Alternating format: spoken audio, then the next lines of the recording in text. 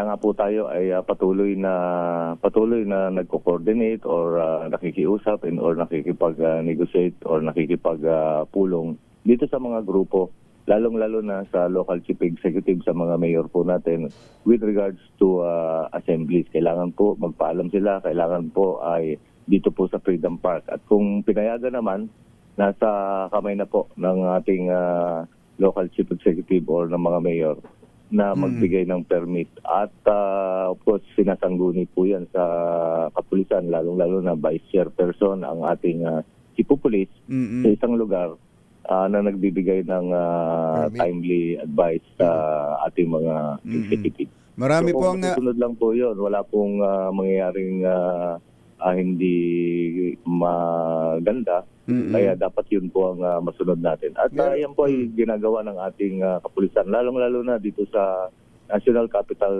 Region. Pinamumunuan ni Major General Anthony Abirin. Na kung saan dito ang monitor ko, lalo na nag-NCRPO RD rin po ako.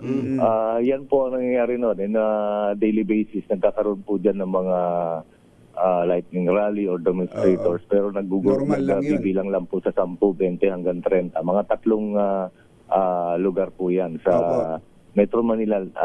Usually yan po ang datos. Normal hong nangyayari. Lalo na yung NCR. Lalo na yung NCR.